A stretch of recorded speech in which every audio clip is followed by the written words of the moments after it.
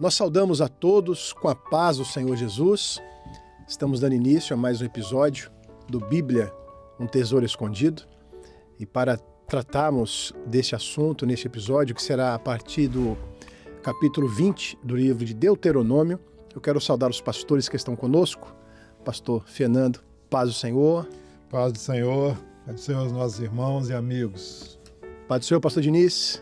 Pai do Senhor Douglas, Pai do Senhor a todos. Sejam mais uma vez bem-vindos. Nós gostaríamos de iniciar, então, lendo aqui o texto base, que está no capítulo 20 do livro de Deuteronômio, o versículo 4.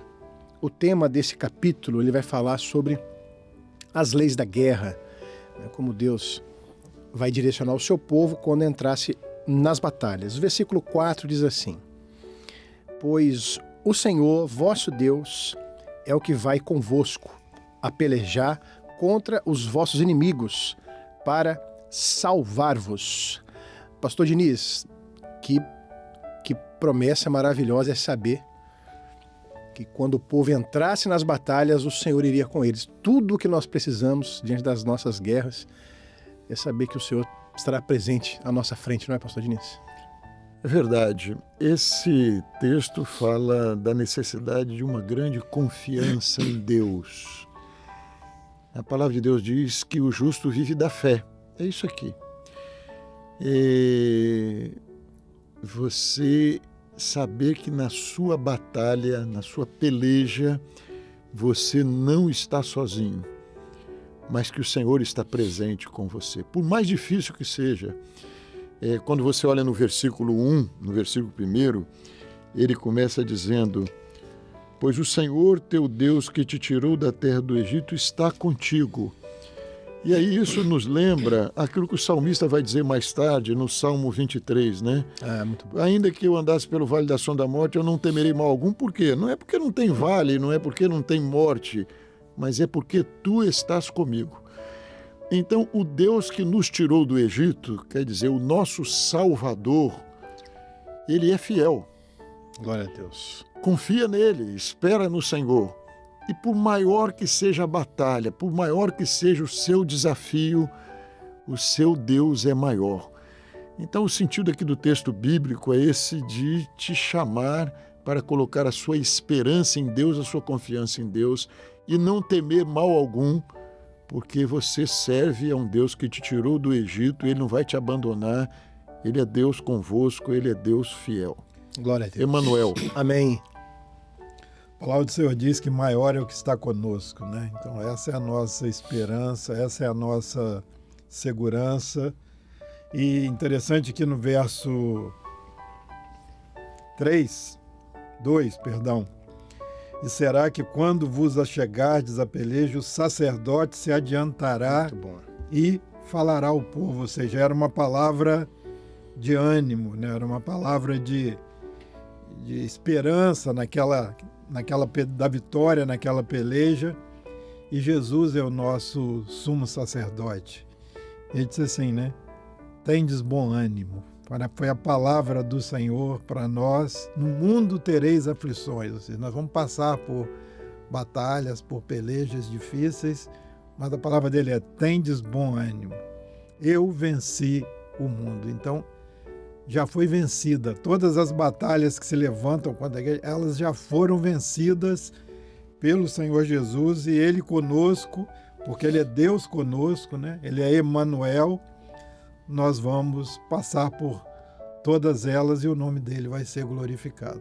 O que eu acho muito bonito nesse texto que você mencionou, pastor Fernando, é que o sacerdote se adiantava. Ou seja, antes de começar a batalha, ele já ia à frente. E já dava uma palavra de ânimo, né? Essa referência do Senhor Jesus também muito maravilhosa. Dentro disso que o Fernando falou, tem um versículo que eu gosto muito, repito muito ele, porque acho que é um resumo muito bom da vida do servo de Deus, né? Nós somos mais do que vencedores em Cristo Jesus. Amém. A nossa vitória já está determinada, né?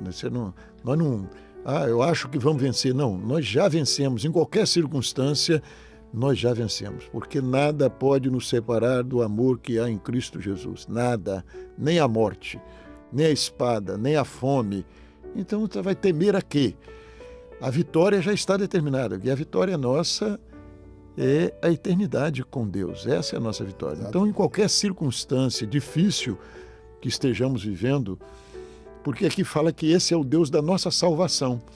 Então, você tem que lembrar que, no fim, você vai vencer. Tudo vai passar, mas você é vitorioso. Aí eu gostaria, para adiantar aqui, porque o nosso tempo é curto, aí eu gostaria de entrar no contrário disso, né? Que diz o texto, ele vai falar no verso 8, dizendo assim: e continuarão os oficiais a falar ao povo. Aí vem o inverso disso, né? Qual é o homem medroso e de coração tímido? Vai e torne a sua casa. Ou seja, né, diante das batalhas, tem aqueles que têm medo. A obra de Deus, se você não tem fé, você não vai em lugar nenhum. E a fé faz você ver o invisível. É o que está lá em Hebreus 11. A fé, você não vai viver por razão, por vista. Deus vai te fazer ver o invisível. Então, essa é a certeza. E lá em Hebreus 11 vai falar do que eles venceram, né? Eles venceram a fogueira, venceram muralhas, nada pôde deter aquele povo, se referindo àquela igreja primitiva, e a fé que eles viveram. E é por isso que o texto está dizendo aqui, olha, se é covarde, se você não tem fé, sem fé você não vai agradar a Deus, sem fé você não vai vencer, sem fé você não vai a lugar nenhum. Então o oficial já saía na frente do povo dizendo assim, você vai vencer, nós vamos vencer. Deus que nos tirou do Egito, ele não vai falhar, ele vai nos dar a vitória, nós vamos alcançar a terra prometida. Agora, se você é covarde, volta para casa. E até mesmo por quê? Porque o covarde e o medroso no meio do exército, o texto fala, ia derreter o coração do povo. E traz desânimo. Volta para casa, vai. Contamina os outros, né? Se você, como dizer aquele louvor, se você não vai, não impeça a mim. E nós vimos isso quando Moisés enviou os espias. 10 medrosos. Né? Viram as delícias, provaram das delícias, mas ficaram com medo diante das adversidades. Isso que o Diniz falou do invisível, Moisés, né, quando ele escolheu estar com o povo de Deus e não com ser filho da filha de Faraó, a Bíblia diz isso, né? Não temeu a ira do rei. Lá em Hebreus, né? Não temeu a ira do rei, mas ficou firme como vendo o invisível. Então a fé nos faz ver aquilo que ninguém vê. Por que você escolheu isso? Por que você decidiu isso? Por que você não está indo nesta... Porque ele está vendo o que aquele que não tem fé não vê. E até aqui podemos até fazer uma colocação, que a gente percebe isso às vezes em algumas pessoas, o medo de servir ao Senhor, medo de se entregar ao Senhor, Sim. medo de ter uma vida de comunhão com Deus, cheio de medo, cheio de reservas, e deixam de viver experiências gloriosas com o Todo-Poderoso. Agora, pastor Diniz, tem também aqui uma sessão, pega aqui do versículo, deixa eu ver, do versículo 5 ao versículo 7, que eram pessoas que eram liberadas, dispensadas da guerra. Vocês podem fazer algum comentário? Os que estavam noivos... Esse texto me lembra um pouquinho, assim, ele até dá uma justificativa. Você tem alguns motivos que você pode voltar. E parece assim um contrassenso um pouquinho com o início, né? Que tudo seria em função de Deus, desse Deus que te tirou do Egito, te tirou para levar a terra prometida. Mas isso me lembra um pouquinho aquela passagem que diz assim, eu não posso ir à festa não, que eu comprei uma junta de boi. Eu comprei um campo, eu tenho que experimentar a junta de boi, eu tenho que ver o campo. Eu casei. Então, as pessoas às vezes têm justificativas plausíveis, né, compreensíveis, mas não justificam. Ou você tem fé, entrega tudo, né? Fé, eu tudo entregarei, né? Os seus filhos pertencem ao Senhor, a sua esposa, o seu marido, tudo, você entrega tudo nas mãos de Deus, ou é melhor você voltar para casa mesmo? A salvação é uma decisão que você toma. Aquele que lança a mão do arado e olha para trás, né? Não é digno, né? Seguir o Senhor. Amarás o Senhor teu Deus de todo o teu coração, de toda a tua alma, com toda a tua força, com todo o teu entendimento, né? É o primeiro mandamento, ou você ama ou você não ama. O texto está falando das leis, vamos dizer assim, ou das orientações do Senhor, para aquele que vai para uma peleja, que vai para uma batalha. E quando você vai para uma batalha, para uma guerra, o seu foco tem que estar ali. Se você tiver alguma pendência, se você tiver alguma outra preocupação, você não vai se entregar de forma plena àquilo ali e estar debaixo de um governo do Senhor. Então a palavra fala, você construiu uma casa e ainda não usufruiu, você plantou uma vinha e ainda não colheu, você está noivo, você ainda não confirmou, né? Você está com medo, é outra passagem que já foi dita aqui. Então, se o seu foco não está ali, se o seu coração não está de forma plena naquilo ali, o Senhor dispensa. Não, então não é o momento, não é a hora de usar nesta peleja, porque a guerra é ferrenha. É para os valentes, né? Não é fácil, não. Pastor Douglas, se me permite aqui, antes de entrar no 21, só para encerrar aqui o 20, assim, quando te chegares a alguma cidade, verso 10, a combatê-la, apregoar-lhe-ás a paz.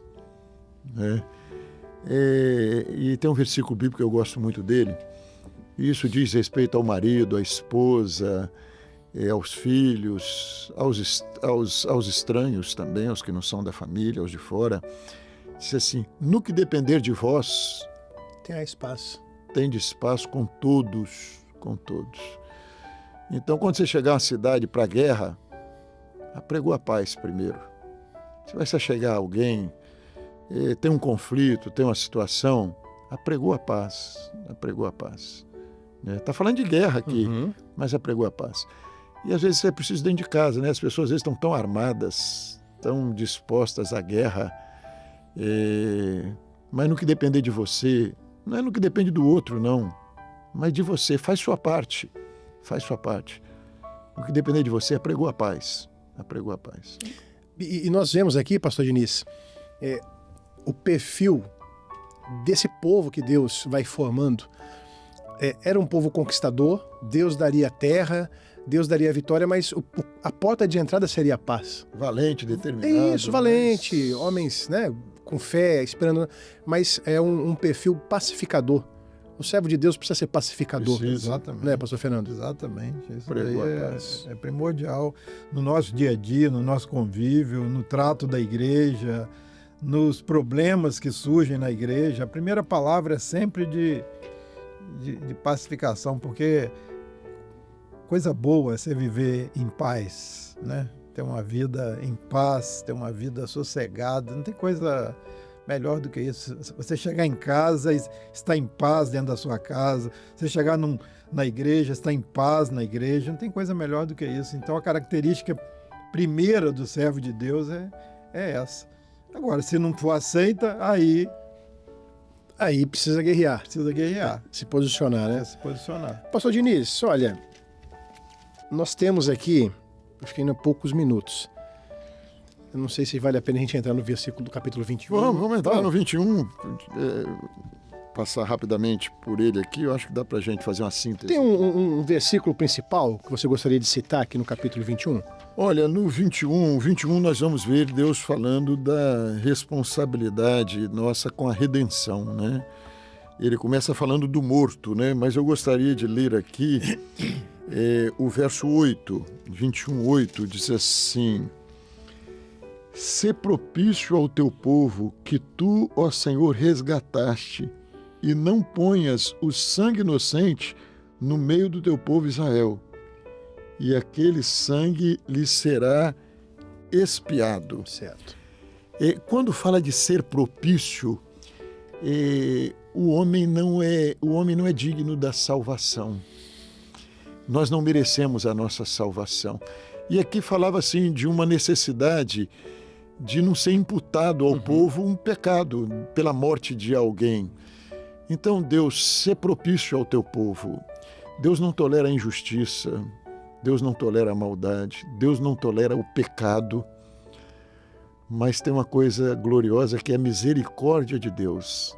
E quando fala ser propício, Deus foi propício quando Ele nos providenciou, nos proporcionou uma salvação.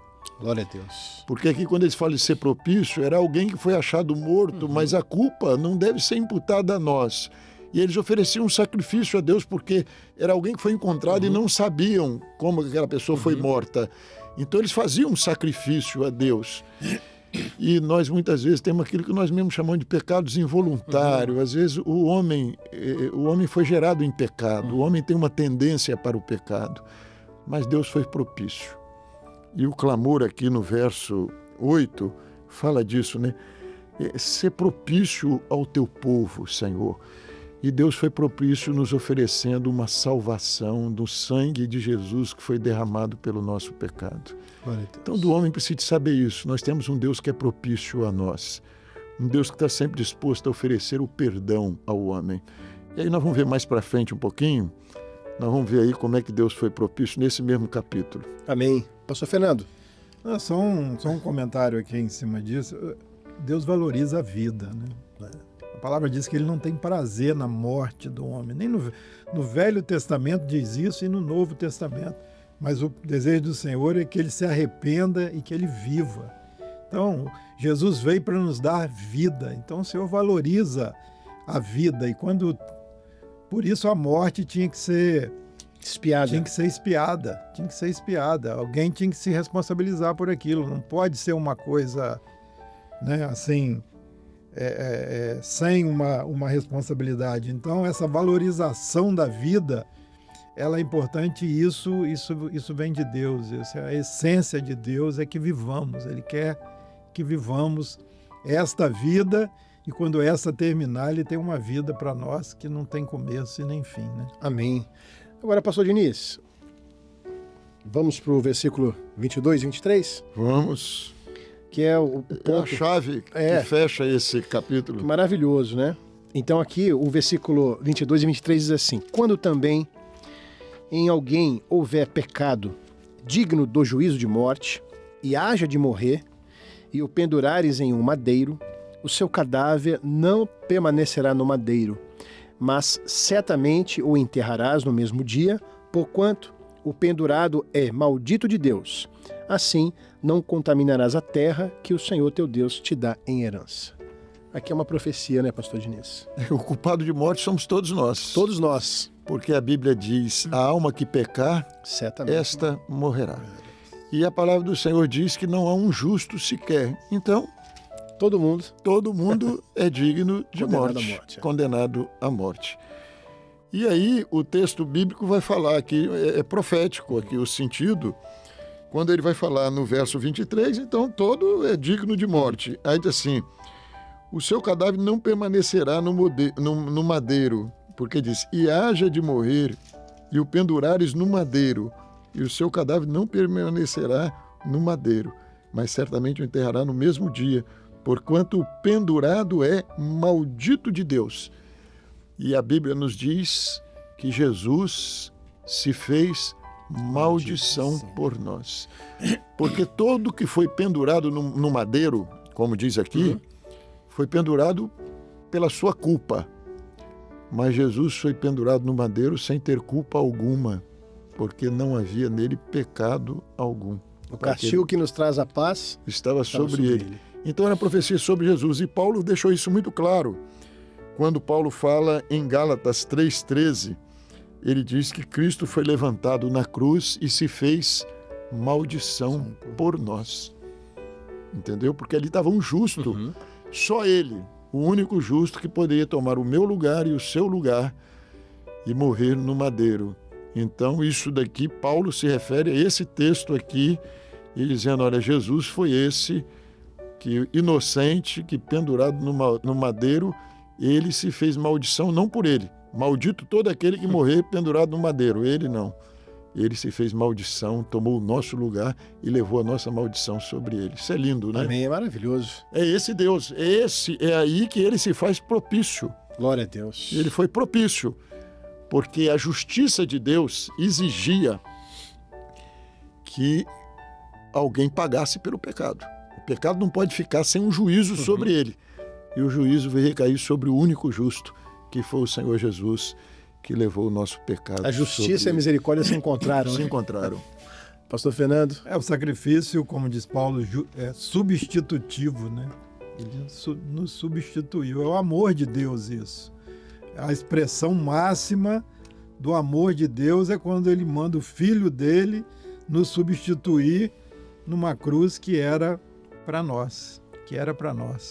Amém. Então ele foi por amor, mas ele não está mais lá, né? Ele ressuscitou. Ele está vivo e ele voltará. Glória a Jesus. Companheiros, nós estamos então encerrando. Queremos nos despedir de todos, aqueles que nos acompanham, que convidamos para assistir os outros episódios, e quero desejar a todos a paz do Senhor Jesus. A paz do Senhor. Paz do Senhor.